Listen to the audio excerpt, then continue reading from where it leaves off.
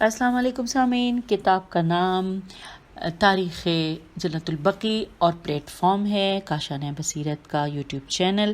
یہ ہے اس کتاب کو پڑھتے ہوئے پارٹ نمبر 2، اور ہم اپنی اس ریڈنگ کا آغاز کر رہے ہیں اس کتاب کے پیج نمبر 20 سے۔ اور یہ میں بتاتی چلوں کہ جو ہم نے پارٹ نمبر 1 میں جہاں تک پڑھا تھا، ہم بہت خوبصورت انداز میں پڑھ رہے تھے۔ ہیڈنگ تھی تاریخ کیا ہے، اور مؤلف نے اتنے خوبصورت انداز میں تاریخ کو بیان کیا ہے۔ اگر آپ نے پارٹ 1 نہیں سنا تو اس کو ضرور سنیے، کیونکہ اب ہم اس سے آگے چل رہے ہیں۔ ہے وہی ٹاپک ہیڈنگ کہ تاریخ کیا ہے۔ اب یہاں پیج 20 پہ لکھا ہے کہ تاریخ عامروں کی دہشت گردی سے وحشت زدہ نہیں ہوتی، بلکہ ان کے ایوانوں کے اندر کی کہانی سے من و ان سب کو آگاہ کرتی ہے، تاکہ ان سے محبت کرنے والوں کو اپنے انجام کی خبر ہو جائے، اور ان کے چرنوں میں بیٹھ کر انسانیت کا خون کرنے والوں کے مکروہ چہرے بے نقاب ہو سکیں۔ تاریخ کرداروں کی تعمیر میں مصروف با کرداروں کی قصیدہ خواں ہے، مگر بد کرداروں کی بدکاریوں کو برملا کرنے والوں کی بھرپور مددگار بھی ہے، کیونکہ کردار ساز ہو یا کردار سوز، تاریخ اس کی گفتار و رفتار کے ہر انداز کی تصویر بنا کر خود اسے بھی دکھاتی ہے، اور اسے بھی دکھاتی ہے اور اسے بھی جو اس کے مشاہدے کا خواستگار ہو۔ اگلے پیراگراف پہ لکھا ہے کہ تاریخ کا کام لوگوں کے قول و فعل کو قبضے میں لے کر بوقت ضرورت اس سے استفادہ کرنے والے امین ہاتھوں کے سپرد کرنا ہے۔ اسے کسی کی نیت و ارادے سے ہرگز سروکار نہیں ہوتا، اس لیے کسی کا نظریہ یا دل و دماغ کے پردوں میں چھپا ہوا خیال تاریخ کی عمل داری کا راستہ نہیں روک سکتا۔ تاریخ پر ہر وقت شباب ہوتا ہے، اسے بڑھاپے کی بیماری لاحق نہیں ہوتی۔ سبحان اللہ سامعین، کتنے مزیدار باتیں لکھی ہیں۔ آئیے آگے پڑھتے ہیں۔ لکھا ہے اسی لیے اس کی تاریخ تازگی سے لطف اندوز ہونے والے جواں فکر افراد اس کے بڑھاپے کی جمالیاتی کشش کا شکار ہونے سے زیادہ خوشی محسوس کرتے ہیں، کیونکہ اس طرح انہیں بہت کچھ مل جاتا ہے۔ بالکل صحیح کہا ہے اس کتاب میں، یہ جو پڑھ رہی ہوں میں، کہ جس طرح ہم اتنے شوق سے اس کتاب کو پڑھنے بیٹھے ہیں اور تاریخ کے جھروکوں میں جھانک رہے ہیں۔ آئیے سامعین آگے چلتے ہیں۔ لکھا ہے صدیوں پرانی تاریخ کا لفظ کس قدر پرانا ہے۔ اب یہ جو جملہ تھا نا، صدیوں پرانی تاریخ، یہ انورٹڈ کاما میں ہے، میں دوبارہ سے پڑھتی ہوں۔ لکھا ہے صدیوں پرانی تاریخ کا لفظ کس قدر پرانا ہے کہ اس کی تاریخ بھی صدیوں پرانی ہے، اور تجدد کے قائل پرانے لوگ اب تک اس کی تاریخ سے وابستہ ہیں اور صدیوں سے اس کی محبت میں گرفتار ہیں۔ اب ہم آگئے ہیں پیج 21 پہ۔ میں نے ہمیشہ تاریخ کو سراہا ہے، شاباش دی ہے اور احترام کیا ہے، کیونکہ اس نے مجھے بہت کچھ دیا ہے، نوازا ہے اور بخشا ہے۔ میں دل سے اس کی عزت کرتا ہوں کہ اس نے مجھے معلومات کی دولت دے کر عزت بخشی ہے، ورنہ مجھے کیا معلوم تھا اور کیسے معلوم ہوتا کہ آج سے صدیوں پہلے کیا ہوا، کس نے کیا کیا اور کیوں کیا۔ ان تمام چیزوں کے جملوں کے آگے سوالیہ نشان ہے۔ مجھے کیا خبر تھی کہ ایک دور میں ایسا بھی ہوا کہ انسان نے خدا ہونے کا دعویٰ کر دیا۔ مجھے کیا پتا تھا کہ ایک دور ایسا بھی انسان پر آیا کہ اس نے اپنی موہوم خودی کی مستی میں دوسروں کی معصوم خودی کو مسموم کرنے کا مفہوم عمل بھی کر لیا۔ سوالیہ نشان۔ پھر لکھا ہے اگلے پیراگراف میں، مجھے ہرگز معلوم نہ تھا کہ جسمانی تقاضوں کی تکمیل میں آدمی ذات نے روحانی قدروں کی پامالی تک کو روا سمجھ کر آدمیت کو تحت تیغ کر ڈالا۔ یہ تو مجھے تاریخ نے بتایا ہے۔ مجھے کیا خبر تھی کہ ریگستانوں میں رینگنے والے انسانی گدھوں نے آسمانوں سے اترنے والے انسان ساز کتابوں کو اپنی پشت پر لاد کر تاریخ کو اپنے گدھے پن کی کہانی لکھوا دی۔ یا مجھے کب معلوم تھا کہ انسانیت نواز نورانی بشر نے علم و فضیلت کی دولت بانٹی، اسے لوٹ کر اور اس پر غاصبانہ قبضہ کر کے اسی سخی پر اس دولت سے محروم ہونے کا الزام لگا دیا گیا۔ یہ تاریخ کی عنایت ہے، اس نے مجھے اس حادثے سے بھی آگاہ کر دیا۔ اگلے پیراگراف میں کہ اگر تاریخ مجھے نہ بتاتی تو میں کیا جانتا تھا کہ جس محسن نے وجود کے فیض سے سب کو خلت وجود عطا ہوئی، اسی کے ساتھ احسان فراموشی کرنے والوں کو دنیا میں ہی انسانوں کی نفرت اور خالق کے عذاب کی آگ نے خاکستر بنا دیا تاکہ دوسروں کو عبرت حاصل ہو۔ پیج 22۔ یہ تاریخ ہی کا احسان ہے کہ اس نے مجھے آگاہ کیا کہ خدا پرستی کے نام پر انا پرستی کا بازار گرم کرنے والوں نے خود ساختہ معیاروں اور اپنے ہی تراشے ہوئے اصولوں کو توحید سے منسوب کر کے ہر ضابطہ و دستور پر خط کھینچ دیا۔ اگلا پیراگراف ہے کہ تاریخ نے مجھے اور مجھ سے پہلے لوگوں کو کھل کر بتا دیا اور میرے بعد آنے والوں کو بھی بتاتی رہے گی کہ دنیا میں ایک ایسا دور بھی آیا تھا جب دین کی روشنی سے کاشانہ انسانیت کے در و بام روشن کر دینے والی نورانی شخصیت کے در دولت پر محبت، مودت اور عقیدت کے پھول نچھاور کرنے کی بجائے آگ اور لکڑیاں اکٹھی کر کے اس گھر کے در کو نظر آتش کر دیا گیا، اور جس بیت میں رحمت کے فرشتوں کو بھی اذان کے بغیر داخل ہونے کی اجازت نہ تھی، اس کے اہل کی حرمت کو پامال کرتے ہوئے انا کی آگ بجھائی گئی۔ اگلا پیراگراف کے تاریخ سب کو بتا رہی ہے کہ ایک زمانہ ایسا بھی آیا جب زندوں کی بجائے لاشوں اور پھر ان کی ابدی آرام گاہوں پر انتقام کی آگ برسائی گئی، اور پھر کیا ہوا؟ سب نے دیکھ لیا، سب نے جان لیا، سب چیخے چلائے، شور مچایا، مگر اس کے آگے کیا لکھا ہے؟ جو ہونا تھا وہ ہو چکا۔ سر و فلک مینار زمین بوس ہو گئے، گنبدوں کا سینہ چاک ہو گیا، در و دیوار خاک ہو گئے، کچھ نہ بچا، کچھ نہ رہا، اور جب سب کچھ مٹ گیا تو ادھر ادھر سے شکستہ پتھروں کو بکھیر دیا گیا تاکہ اصل نشان ہی نہ رہے۔ یہ سب کچھ تاریخ نے بتایا اور اب تک بتاتی جا رہی ہے، اور شاید قیامت تک بتاتی رہے گی، کیونکہ قیامت سے پہلے یا کسی کی آمد سے پہلے کچھ ہونے کی امید پوری ہوتی نظر نہیں آتی، اور جب کچھ ہونے کا وقت آ جائے گا تو پھر تاریخ اپنا ماضی بیان کرنے میں دیر نہیں کرے گی، اور جو کچھ ہوگا اسے محفوظ کر لینے میں ہرگز کوتاہی سے کام نہ لے گی، کیونکہ تاریخ صدیوں پرانی باتوں کو ہمیشہ نیا رکھتی ہے اور ہر نئی بات کو پرانا ہونے سے بچاتی ہے۔ اسے معلوم ہے کہ اس کے دامن میں جو کچھ بھی ہے وہ اس دن کے جب پھر کوئی دن دنیا میں نہ آئے گا، دنوں کے خالق کو بتا کر اپنی ذمہ داری نبھا دے گی، اپنی امانت ادا کر کے فارغ ہو جائے گی اور توبہ کرتی ہوئی ہمیشہ ہمیشہ کے لیے دنیا سے منہ موڑ لے گی کہ پھر اس میں لوٹ کر نہ آئے گی۔ یہ تاریخ ہے اور یہی تاریخ ہے اور یہ تاریخ ہی رہے گی۔ سامعین، یہاں پر یہ مکمل ہو گیا جو ہم نے تاریخ کے بارے میں پڑھا۔ اب ہم آ گئے پیج 24 پر، لیکن میں کہوں گی کہ تاریخ کے بارے میں جو ہم نے پڑھا کتنا خوبصورت تھا نا، آپ کو بھی ایسا ہی محسوس ہو رہا ہوگا اس کتاب کو پڑھ کے۔ میں تو بہت کچھ جان رہی ہوں۔ آئیے اب ہم پیج 24 کے اوپر جس ہیڈنگ کو مل کر پڑھیں گے وہ ہے یہ جنت البقیع ہے۔ اب اس میں جو ہے وہ پوائنٹ وائز بتایا گیا ہے تو ایک ہی صفحے کے اوپر کچھ، یعنی 1 2 3 4 5 ڈاٹس ہیں موٹے موٹے، جو کہ پہلا ڈاٹ بتا رہا ہے کہ جنت البقیع کس قدر مقدس مقام ہے، کہ اس میں خدا کے آخری نبی و حبیب حضرت محمد صلی اللہ علیہ وآلہ وسلم تشریف لائے، آپ کے نورانی قدموں کو اس کی خاک نے چوما۔ دوسرا ڈاٹ کہ یہ کس قدر عظمت ہے کہ اس پر رحمت للعالمین کی نگاہ رحمت پڑی، یہ کس قدر پاک ہے کہ اسے پاک ہستیوں کے پاک جسموں کے بوسے لینے نصیب ہوئے۔ اگلا پوائنٹ یعنی جو بلیک ڈاٹ میں ہے وہ یہ لکھا ہے کہ یہ کس قدر پاکیزہ ہے کہ اس کے دامن میں پاکیزہ کردار کی مالک شخصیتوں کے مسکن بنے، یہ کتنی امانت شار ہے کہ اس کے خزانے میں امامت و ولایت کے موتی ہیں۔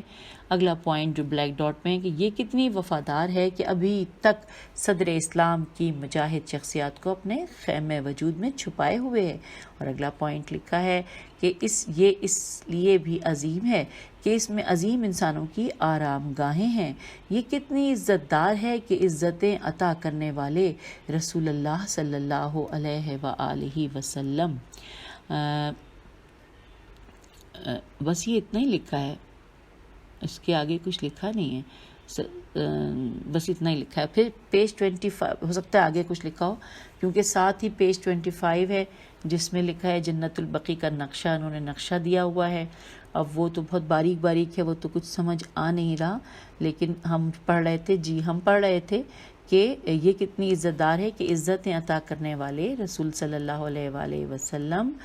نے اس کا نام لے لے کر اس کے باسیوں کے لیے دعائیں کی ہیں۔ ہم یہ پیج 26 پر ہیں۔ پھر اگلا ڈاٹ لکھا ہے کہ یہ کتنی نامدار ہے کہ اس کا نام تاریخ کی پیشانی پر ثبت ہے اور ثبت رہے گا۔ پھر اگلا پوائنٹ لکھا ہے کہ یہ کتنی شب دار ہے کہ نور کے پیکر رسول صلی اللہ علیہ وآلہ وسلم اکثر ظلمت شب میں اس کے پاس آ کر اس کے مکینوں سے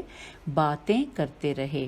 انہیں سلام کرتے رہے اور ان کے لیے طلب مغفرت کرتے رہے، اور یہ بیداری سے سنتی رہی اور سچے برحق پیغمبر صلی اللہ علیہ وآلہ وسلم کے سخن دل نواز سے لطف اندوز ہوتی رہی۔ اگلا پوائنٹ یہی تو ہے جس میں معصوموں کی قبریں تھیں جو مزارات بنی، ان پر گنبد و مینار بنے، زیارت گاہیں قرار پائیں، مگر اب وہاں شکستہ، بکھرے ہوئے اور اشکبار پتھروں کے سوا کچھ نہیں۔ سامعین، اگلا پوائنٹ ہے کہ یہی تو ہے جہاں تاریخ نگاروں نے نبی صلی اللہ علیہ وآلہ وسلم کی پہلو شکستہ بیٹی کی شکستہ قبر ڈھونڈنے میں کوئی کسر باقی نہ چھوڑی، مگر انہیں کچھ نہ ملا، اور کچھ ملتا بھی کیسے کہ خود اس سیدہ سلام اللہ علیہا نے وصیت کی تھی کہ میری قبر کا پتہ کسی کو نہ دیا جائے اور اسے نامعلوم رہنے دیا جائے۔ اگلا پوائنٹ ہے کہ یہ نورانی ہستیوں کا مسکن ہے، رسول اللہ صلی اللہ علیہ وآلہ وسلم کے مخلص ساتھیوں کی آرام گاہ ہے، مجاہدوں اور شہیدوں کی بستی ہے اور پرہیزگاروں کا دیار ہے۔ اگلا پوائنٹ ہے کہ یہ آباد لوگوں کا ویران گھر ہے۔ پھر اگلا پوائنٹ ہے کہ اور تاریخ کی مظلوم نگری ہے۔ اس کا آگے ہے کہ مگر کتنی نورانی ہے کہ نور مجسم محمد مصطفیٰ صلی اللہ علیہ وآلہ وسلم نے اس کے بارے میں فرمایا کہ یہ ظاہر میں خاک نظر آتی ہے، مگر اس کے نور افشانی آفتاب سے اس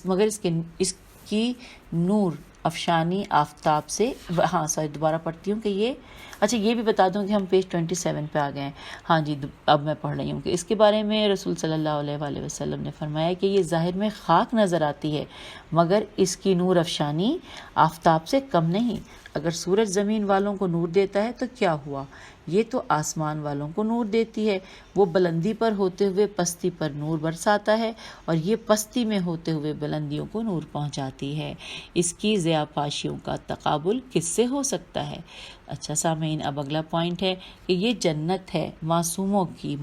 مومنوں کی، صالحین کی، مجاہدین کی، پرہیزگاروں کی، با کردار صحابیوں کی، با وفا انصار کی، جانثار مہاجرین کی، معلوم و نامعلوم مسلمانوں کی، با عمل و دینداروں کی، اسلام کے پاسداروں کی، نمازی و روزہ داروں کی، شہیدوں کی، نمازیوں کی، تاریخ بشریت کے عبقری عین بے قاف رے چھوٹیے عبقری کرداروں کی، عبادت گزاروں کی، صدق شاروں کی، شب زندہ داروں کی، پاک باز اہل حرم کی، اہل راز و نیاز بندوں کی، اسلام کی مایہ ناز مخدرات کی، اور ان کی جنہیں رسول صلی اللہ علیہ وآلہ وسلم سے محبت تھی، اور ان کی جن سے رسول صلی اللہ علیہ وآلہ وسلم کو محبت تھی۔ ہاں، یہ جنت البقیع ہے، اس کے مکینوں پر سلام میرا اور سب کا، اب اور ہمیشہ۔ تو یوں سامعین، ہم نے جنت البقیع کے بارے میں پیج 27 تک پڑھ لیا۔ پیج 28 پر پھر ایک تصویر ہے جو بالکل بلیک سی ہے، نظر سمجھ میں بھی نہیں آ رہی۔ لکھا ہے شمالی جانب سے جنت البقیع کی ایک یادگار تصویر، اس سمت سے اب دروازہ بند کر دیا گیا ہے۔ اب وہ تصویر اتنی بلیک ہے کہ سمجھ میں نہیں آ رہی۔ اب ہم آ گئے ہیں پیج 29 پر، اور یہاں پر لکھا ہے جنت البقیع وجہ تسمیہ۔ آئیے اس کو مل کر پڑھتے ہیں۔ لکھا ہے کہ عربی زبان میں بقیع بے قاف یہ عین اس زمین کو کہا جاتا ہے جس میں ہر قسم کے درخت بوئے گئے ہوں۔ مدینہ منورہ میں واقع تاریخی قبرستان کو بقیع الغرقد، یہ انورٹڈ کاما میں لکھا ہے، اس لیے کہا جاتا ہے کہ اس میں زیادہ تر درخت غرقد غین ر قاف دے کی قسم سے تھے۔ اس کا نام جنت البقیع اس لیے مشہور ہوا کہ اس میں اسلام کی مقتدر شخصیات، ائمہ اہل بیت علیہم السلام اور صحابہ کرام مدفون ہیں، جس کی وجہ سے روضۃ من ریاض الجنہ یعنی بہشت کے باغوں میں سے ایک باغ کا مصداق ہے۔ یہ بھی ممکن ہے کہ اس جگہ کو جنت یعنی لہلہاتا باغ اس پر ہر طرف پھیلے ہوئے سبزے کی وجہ سے کہا جاتا ہو۔ پھر لکھا ہے عربی زبان کی لغت میں لفظ بقی بے قاف یہ عین کی بابت جو کچھ لکھا گیا ہے وہ ملاحظہ ہو۔ پھر نیچے لکھا ہے کتاب معجم مقابیس اللغت میں ابن فارس نے لکھا ہے کہ البقی من الارض موضوع اروح شجر من ضروب شتی، یعنی قبی اس زمین کو کہتے ہیں جس میں ہر قسم کے عمدہ درخت لگائے گئے ہوں۔ اب نیچے لکھا ہے فیروز آبادی نے اپنی مشہور زمانہ لغت القاموس المحیط میں مقابیس اللغت کی تعریف سے اتفاق کیا ہے۔ اچھا، اب پیج نمبر 30 ہمارے سامنے ہے، لیکن سامعین لکھا تو اس پہ یہ ہے کہ جنت البقیع کی ایک یادگار تصویر جو جنوب مشرقی سندھ سے لی گئی ہے انہدام سے 20 برس پہلے، لیکن یقین جانے بالکل بلیک ہے اور ایک دو بس صرف وائٹ کئی نقطے سے نظر آ رہے ہیں، کچھ بھی نہیں ہے، بالکل بلیک تصویر ہے، میرے خیال ہے وہ پرنٹ صحیح نہیں ہوئی ہے۔ اب ہم آگئے پیج 31 پہ لکھا ہے کتاب المغانم المتابعہ فی معالم تابعہ، یہ انورٹڈ کاما میں ہے، لکھا ہے کہ اس میں مرقوم ہے کہ ہر اس جگہ کو بقیع کہتے ہیں جس میں ہر قسم کے گھنے درخت ہوں، البتہ جہاں تک بقیع الغرقد کا تعلق ہے تو یہ اہل مدینہ کے قبرستان کا نام ہے۔ کتاب لسان العرب، یہ انورٹڈ کاما میں لکھا، کتاب لسان العرب میں ابن منظور نے غرقد یعنی غین رے قاف دے اور یہ بھی انورٹڈ کاما غرقد کے معنی کا ذکر کرتے ہوئے لکھا ہے کہ غرقد کانٹے دار درخت کو کہتے ہیں جو اس زمین میں یعنی بقیع میں اگتا تھا، مگر درخت اگنا ختم ہو گیا اور اس کا نام اس جگہ کے ساتھ باقی رہ گیا، لہٰذا اس جگہ کو بقیع الغرقد کہا جاتا ہے۔ جو کتاب کا نام ہے معجم ما استبجم من اسماء البلاد والمواضع، یہ کتاب کا نام ہے۔ اس میں اسمتی کے قول سے استناد کرتے ہوئے استنباط کرتے ہوئے مرقوم ہے کہ بقیع الغرقد الف لام غین رے قاف دال، بقیع الغرقد کو اس نام سے اس لیے یاد کیا جاتا ہے کہ اس جگہ غرقد کے درختوں کو کاٹ کر عثمان بن مطعون میم توئے این واؤنون یا مزعون مزعون ہے، میم زوئے ہے، مزعون کی قبر بنائی گئی، اسی وجہ سے اس جگہ کو بقیع الغرقد کا نام دیا گیا۔ غرقد ایک درخت کا نام ہے جو وہاں اگتا تھا۔ پھر اگلے پیراگراف میں لکھا ہے جنت البقیع کے حوالے سے اس کے اہل مدینہ کا قبرستان ہونے کی بابت جو شواہد ملتے ہیں ان میں کتاب، اب جب میں کتاب کا نام پڑھ رہی ہوں کہ الجبال والامکن والمیاہ، یہ ہے کتاب کا نام، اور اس میں زمخشری نے کتاب معجم البلدان میں، یاقوت ہموی نے اور کتاب المعجم ما استعجم میں اندلسی نے اس پر اتفاق رائے کیا ہے کہ بقیع الغرقد اہل مدینہ کا قبرستان ہے۔ پھر لکھا ہے تاریخی حوالے سے ایک بات سامنے آتی ہے اور وہ یہ کہ اس جگہ کو بقیع الغرقد کے نام سے موسوم کرنے کا سلسلہ ظہور اسلام سے قبل زمانے جاہلیت سے شروع ہوا۔ اچھا سامعین، میں یہ بھی بتا دوں کہ ہم پیج 31 پڑھ رہے تھے نا، اب 32 میں پھر اسی طرح بلیک سی تصویر ہے جس میں وہ لکھا ہوا ہے جنت البقیع کی یادگار تصویر جہاں کبھی گنبد اور مینار اور عظیم مزارات تھے، یہ پیج 32 پہ تصویر ہے جو کہ اسی طرح بلیک اینڈ وائٹ ہے۔ پھر اب ہم جو پڑھ رہے تھے اصل ترتیب وہ یہاں سے پڑھی تھی کہ تاریخ حوالے سے ایک بات سامنے آتی ہے اور وہ یہ کہ اس جگہ کو بقیع الغرقد کے نام سے موسوم کرنے کا سلسلہ ظہور اسلام سے قبل زمانے جاہلیت سے شروع ہوا۔ ہم آ گئے پیج 33 پر۔ اس کا ثبوت عرب کے مشہور شاعر عمرو بن نعمان بیاضی کے منظوم مرثیے میں ملتا ہے جس میں بقیع الغرقد کا ذکر ہے۔ مشہور زمانہ کتاب تاریخ الکامل فی التاریخ جلد نمبر 1 صفحہ نمبر 671 سے لے کے 681 تک عربوں کی ان جنگوں کے تذکرے کے ضمن میں جو زمانہ جاہلیت میں ہوئیں عرب کے دو مشہور قبیلوں اوس اور خزرج الف واو سین یہ بھی انورٹڈ کاما میں ہے اور خزرج خیز رے جیم کے درمیان ہونے والی لڑائیوں کا ذکر کرتے ہوئے لکھا ہے کہ ان جنگوں میں اوس قبیلے کا سردار لشکر عمرو بن نعمان بیازی تھا، جبکہ خزرج قبیلے کا سردار لشکر حزیر بن سماک اشعلی تھا۔ ان جنگوں میں سے ایک جنگ کے بارے میں بیازی نے جو شعر کہے ان کو فیروز آبادی نے المغانم المتابع میں درج کیا ہے اور ان میں بقیع الغرقد کا نام لیا گیا ہے، ملاحظہ ہو۔ اچھا، البتہ یہ جو شعر ہیں یہ فارسی میں ہے کہ این ازدین، یہ ظاہر میں بالکل نہیں پڑھ پاؤں گی، ایک شعر ہے۔ پھر اس کے نیچے لکھا ہے البتہ اس شعر کے بارے میں حماسہ کے مؤلف ابو تمام جو کہ زمانہ جاہلیت کے شعراء کے کلام کی شناخت کا ماہر ہونے میں مشہور ہے، لکھا ہے کہ یہ اشعار قبیلہ بنو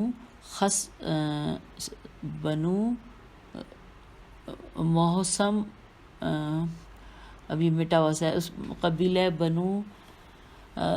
کیسے پڑھوں اس کو، خسعم کے خے سے عین میم کے ایک فرد کے ہیں۔ اچھا، یہ کچھ مٹا ہوا سا بھی ہے، چلیے آگے چلتے ہیں۔ بہرحال مسلمانوں کے مکے سے ہجرت کر کے مدینے آنے کے بعد بقیع ہی ان کا قبرستان قرار پایا اور وقت کے ساتھ ساتھ اس میں اہل بیت علیہم السلام، اصحاب اور دیگر شخصیات کی قبور بنتی گئیں۔ اب ہم آ گئے ہیں پیج 34 پر، اور یہاں پر ہم جو پڑھنے جا رہے ہیں وہ ہیڈنگ ہے جنت البقیع کی تاریخی اہمیت۔ آئیے ہم جانتے ہیں، بہت شوق سے ہم پڑھنے جا رہے ہیں۔ لکھا ہے جنت البقیع کو اہمیت کا حامل مقام اس وقت کہا اور سمجھا گیا جب اس میں بزرگ اصحاب پیغمبر رضوان اللہ علیہم اجمعین، صالح مومنین، صدر اسلام کی مقتدر شخصیات، ائمہ طاہرین علیہم السلام، اولیاء الہی اور شہداء اسلام مدفون ہوئے۔ ظاہر ہے کہ متقی و پرہیزگار افراد اور اسلام کے عظیم رہنماؤں، شہیدوں اور مجاہدوں کی ابدی آرام گاہ ان ہستیوں کی نسبت سے بابرکت اور باعظمت مقام کہلائے گی۔ اس کے بعد ایک پھر اسی طرح بلیک اینڈ وائٹ سی تصویر اس پر ہے، لکھا ہے جنت البقیع میں مزارات مقدسہ کی ایک تصویر، لیکن اس میں کچھ بھی نظر نہیں آ رہا۔ اب ہم آ گئے ہیں پیج 35 پر اور ہیڈنگ ہے بقیع کے بارے میں حضرت پیغمبر صلی اللہ علیہ وآلہ وسلم کے ارشادات۔ آئیے دیکھتے ہیں کیا لکھا ہے کہ جی بزرگان دین کی قبور اور صدر اسلام کی مقتدر صحابہ کرام اور مجاہدین اسلام اور پھر ائمہ اہل بیت علیہ السلام کے مزارات کی وجہ سے بقیع کو ایک تاریخی اہمیت اور اسلامی حیثیت حاصل ہو گئی۔ اس عظیم قبرستان کے بارے میں جو کچھ حضرت پیغمبر صلی اللہ علیہ وآلہ وسلم نے ارشاد فرمایا اس سے اس کی اہمیت کو 4 چاند لگ گئے، ملاحظہ ہو۔ اگلا پیراگراف ہے کہ کتاب صحیح مسلم جلد نمبر 4 کتاب الجنائز باب جو ہے یہ انورٹڈ کاما میں ہے کہ اس کا عربی میں لکھا ہے ویسے تو ما یقال اند دخول القبور والدعاء لا حلہا، اور بریکٹ میں اس کا لکھا ہے کہ شرح امام نودی میں محمد بن قیس بن مخزمہ بن مطلب سے روایت کی گئی ہے کہ پیغمبر صلی اللہ علیہ وآلہ وسلم نے ارشاد فرمایا مجھے بتایا گیا ہے کہ تیرا پروردگار تجھے حکم دیتا ہے کہ بقیع میں آ کر اہل بقیع کے لیے مغفرت کی دعا کرو۔ اچھا، یہ بات یہاں ختم ہو گئی۔ آگے لکھا ہے اس کے بعد حضرت مسلم نے حضرت عائشہ کے حوالے سے ذکر کیا ہے کہ اس حکم کے بعد حضرت پیغمبر اسلام صلی اللہ علیہ وآلہ وسلم بقیع تشریف لے جاتے اور وہاں قبور کے سامنے کھڑے ہو کر اہل قبور کو مخاطب کر کے ان پر سلام کرتے ہوئے اس طرح فرماتے تھے۔ ہم آگئے پیج 36 پر۔ السلام علیکم دار قوم مومنین و اتاکم ما توعدون غدا مجلان و انا انشاء اللہ بکم لاحقون، کہ تم پر سلام ہو اے مومنوں کے گھر، اے اس گھر کے مکینوں جو تم سے وعدہ کیا گیا ہے وہ کل تمہیں مل جائے گا اور ہم بھی انشاءاللہ تم سے ملحق ہونے والے ہیں، انورٹڈ کاما کلوز۔ پھر لکھا ہے صحیح مسلم کی شرح جلد نمبر 4 صفحہ نمبر 306 سے لے کر 311 میں امام نودی نون واو دال چھوٹیے نے اس حدیث کی شرح کرتے ہوئے لکھا ہے ترجمہ کہ یہ حدیث اس بات کا ثبوت فراہم کرتی ہے کہ نہیں، یہ تو اس میں ترجمہ نہیں ہے، لکھا ہے حاذا الحدیث دلیل، ہاں صحیح یہ ترجمہ ہی ہے کہ یہ حدیث اس بات کا ترجمہ فراہم کرتی ہے کہ قبور کی زیارت سنت رسول صلی اللہ علیہ وآلہ وسلم ہے، مستحب ہے، اور ان کے لیے دعا کرنا، ان کے لیے خدا سے طلب رحمت کرنا اور ان کے پاس آ کر ان سے اظہار محبت کرنا نہایت پسندیدہ عمل ہے۔ پھر لکھا ہے کتاب سنن جلد نمبر 4 صفحہ نمبر 91 طبع بیروت اور کتاب الجنائر باب الامر بالاستغفار المومنین میں نسائی نے ایک طویل و مفصل حدیث حضرت عائشہ کے رضی اللہ کے حوالے سے ذکر کی ہے، جس میں مرقوم ہے کہ حضرت پیغمبر صلی اللہ علیہ وآلہ وسلم نے فرمایا کہ مجھے میرے پروردگار کی طرف سے حکم ہوا ہے کہ میں بقیع جا کر اہل قبور کے لیے دعائے استغفار کروں۔ اس کے بعد لکھا ہے عربی میں اس کا ترجمہ کہ مجھے اہل بقیع کے پاس جا کر ان کے لیے دعا کرنے پر مامور کیا گیا ہے۔ اب ہم آگے ہیں پیج نمبر 37 پر، لکھا ہے اس کے بعد حضرت صلی اللہ علیہ وآلہ وسلم بقیع کے سامنے کھڑے ہو کر اس طرح سلام و دعا کرتے تھے: سلام ہو یہاں کے مومن و مسلمان مکینوں پر، اللہ رحمت نازل فرمائے ہم میں سے ان پر جو پہلے گزر چکے ہیں اور جو بعد میں گئے ہیں، اور ہم بھی انشاءاللہ تم سے ملحق ہوں گے، انورٹڈ کاما کلوز۔ لکھا ہے اسی سے ملتی جلتی روایت کتاب الموطا الف لام میم واو تو الف میں امام مالک نے بھی لکھی ہے، اور یہاں لکھا ہے اس کا حوالہ ہے کتاب الجنائز باب نمبر 16 حدیث نمبر 55 جلد نمبر 1 صفحہ نمبر 242 اور طبع بیروت۔ یہ اس کے بارے میں معلومات تھیں۔ اب آئیے آگے جانتے ہیں کیا لکھا ہے کہ اس میں بھی حضرت عائشہ رضی اللہ سے منقول ہے کہ حضرت پیغمبر اسلام صلی اللہ علیہ وآلہ وسلم نے فرمایا مجھے اہل بقیع کے لیے دعا کرنے پر مامور کیا گیا ہے، انورٹڈ کاما کلوز۔ پھر لکھا ہے الطبقات الکبریٰ کتاب کا نام ہے، جلد نمبر 2 میں ابن سعد نے پیغمبر صلی اللہ علیہ وآلہ وسلم بقیع جا کر انہوں نے لکھا ہے کہ بقیع جا کر اہل قبور اور شہداء کے لیے طلب مغفرت کرنے کے عنوان کے تحت ایک روایت ذکر کی ہے کہ حضرت پیغمبر صلی اللہ علیہ وآلہ وسلم کے خادم ابو مویبہ نے کہا کہ اب ہم جو ہے وہ پڑھتے ہوئے پیج 38 پر آ گئے ہیں، کہا کہ حضرت پیغمبر صلی اللہ علیہ وآلہ وسلم نے مجھ سے فرمایا کہ اے ابو مویبہ مجھے حکم ملا ہے کہ میں اہل بقیع کے لیے طلب مغفرت کروں، میرے ساتھ چلو۔ پھر حضرت صلی اللہ علیہ وآلہ وسلم چلے اور میں آپ کے ساتھ چل پڑا، یہاں تک کہ آپ بقیع تشریف لائے اور اہل بقیع کے لیے طویل استغفار فرمایا۔ اب یہاں پہ انورٹڈ کاما کلوز ہو گیا۔ اس کے بعد لکھا ہے کہ اسی طرح کی روایات درج ذیل کتب میں بھی مذکور ہیں۔ نمبر 1 ہیں سنن ابی داؤد کتاب نمبر 20 باب 77، اگلی ہیں نیکسٹ صحیح ترمذی کتاب الجنائز باب 59 حدیث نمبر 1059 بحوالہ ابن عباس، اور نیکسٹ ہیں مسند احمد بن حنبل جلد نمبر 2 صفحہ نمبر 300 اور صفحہ نمبر 75 صفحہ نمبر 408، پھر جلد نمبر 3 صفحہ نمبر 489 اور جلد نمبر 5 صفحہ نمبر 353 اور پھر صفحہ نمبر 360 اور جلد نمبر 6 میں صفحہ نمبر 71 صفحہ نمبر 111 اور صفحہ نمبر 252۔ یہ تھیں اہل سنت کی مستند کتب میں مذکور روایات۔ اس کے علاوہ کتب شیعہ میں کثرت کے ساتھ دعائیں و زیارات مذکور ہیں، جن میں حضرت پیغمبر اسلام صلی اللہ علیہ وآلہ وسلم کی مذکورہ دعا بھی ذکر ہوئی ہے اور مکمل روایت کے ذکر کے ساتھ زیارات کا تذکرہ ہے۔ حوالہ جات ملاحظہ ہوں۔ نمبر 1 فروع کافی جلد نمبر 4 صفحہ نمبر 559، کتاب الحج طبع بیروت جلد نمبر 3، کتاب الجنائز صفحہ نمبر 229۔ اگلی ہے من لا یحذر الفقیہ جلد نمبر 2 صفحہ نمبر 344 طبع بیروت حدیث نمبر 32 صفحہ نمبر 114۔ اب ہم آگے ہیں، ہم نے پچھلا مکمل کر لیا، اب ہم آگے پڑھیں گے جو کہ میرے خیال ہے اگلا، کیونکہ پورا ٹاپک ہے تو ہم یہاں پر اپنی اس ریکارڈنگ کو روک دیتے ہیں، آگے ہم اگلی ریکارڈنگ میں پڑھیں گے جس کی ہیڈنگ ہے کہ مورخین کیا کہتے ہیں۔ اجازت دیجیے، خدا حافظ، فی امان اللہ۔